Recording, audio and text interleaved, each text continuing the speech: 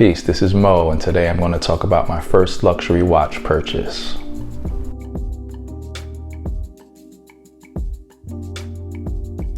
So the first luxury watch that I purchased was the Rolex Oyster Perpetual 36mm, reference number 116000, also known as the White Grape.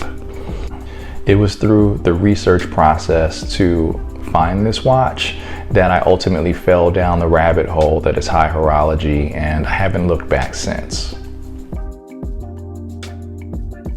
So I first learned about Rolex and luxury watches from a good friend of mine who was in the market for a watch at the time, and he'd been going out to all of these events and was around people that were wearing this level of watch. And even though I've worn watches my entire life, honestly, Rolex or any other luxury watch wasn't on my radar. The idea of spending hundreds of dollars on a watch, much less thousands of dollars, was definitely not something that I was thinking about or that I thought made much sense at the time.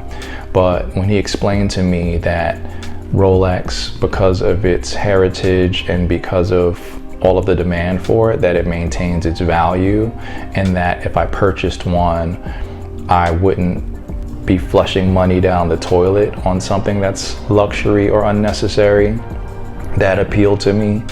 The way that I was able to purchase my first watch was I had just gotten a holiday bonus at work, and this was right before the first conversations that I had with my friends. So I sort of had money that was sitting on ice that I just saved.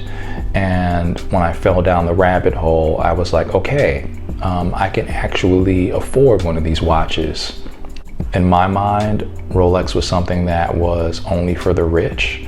But when I started doing my research, I started to see, like, there are models that I could afford at my salary that I wouldn't have to worry about losing my shirt behind if I purchased. I love that I can wear this watch pretty much anywhere and fly under the radar. I don't have to worry about like getting knocked in the head for it because no one's checking for a small steel watch. I feel comfortable wearing it anywhere. I've worn it at upscale events. I've worn it in the hood. I travel with it. I walk around with it, and I've never had anyone look at me twice, like as if I was wearing a Submariner or a Daytona. And so for a long time, it actually was my daily beater, and I never took it off. So my friend put me on to a couple sites. Of course, the biggest one and the first one that he put me onto was Chrono24. So that's where I really did most of my research. And I wasn't necessarily in the market for a used watch or a vintage watch at that point. I do own a vintage watch, but in general, I'm not into buying things used if I can avoid it. So my whole goal was to make sure that I got something that was under $10,000 and that was new or unworn. Yeah, at the time, I actually wanted an OP41 because I have a 7.5-inch wrist and I do prefer a larger watch.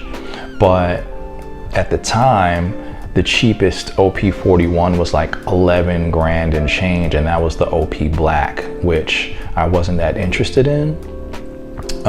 So I started reading and watching YouTube videos about Oyster Perpetuals, and I saw that the general consensus was that the 36mm actually wore larger than it sounds because of the case DNA. So I decided to give it a try, and I started looking for 36mm watches. And then I came across my watch, the White Grape. I thought it looked really classy and elegant. I loved the champagne-esque dial.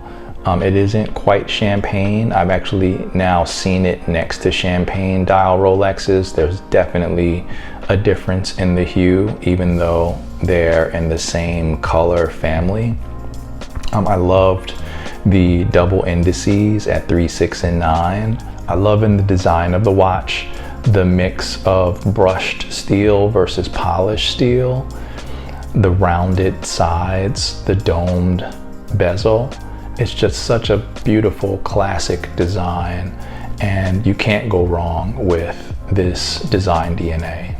While I like the Jubilee bracelet, and there are a couple models that I do see myself acquiring one day that I think look great on the Jubilee bracelet, I do prefer the Oyster bracelet.